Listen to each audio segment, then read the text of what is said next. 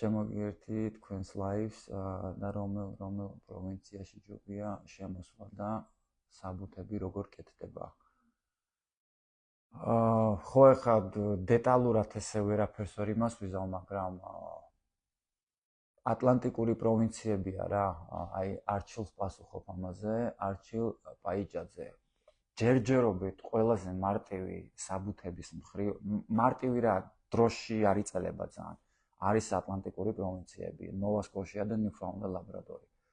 ასე იყო და კიდე ერთხელ დავეკითხები ჩვენს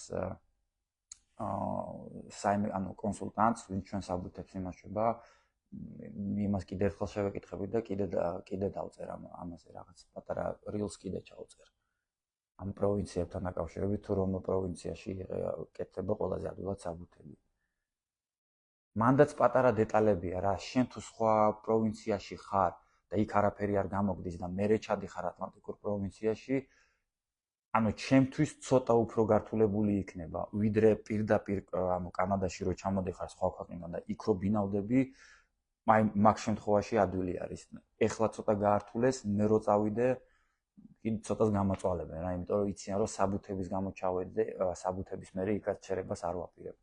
განსაკუთრებით ნიუფაუნდ და ლაბრადორმა შეცვალა, ხო, თუ არ ვწდები, 1 წელი უნდა იმუშაო, ადრე არ იყო ეგრე.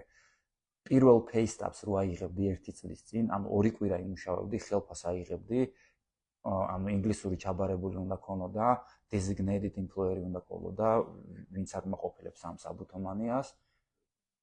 full time შემოთავაზება უნდა ქონოდა. პირველი pay-stub-ის შემდეგ იყავი eligible რო გაგეკეთები, რო შეგეტანა საბუთები PR-ზე. მე ვიცი რომ 6 თვეში ვიღაცას 8 კვირაში მოსდიოდა პასუხი. ეხლა აღარ არის ეგრე. სამწუხაროდ. მე რო ჩავიდე ნიუფაუნდ ლაბრადორში 1 წელი უნდა ვიმუშაო.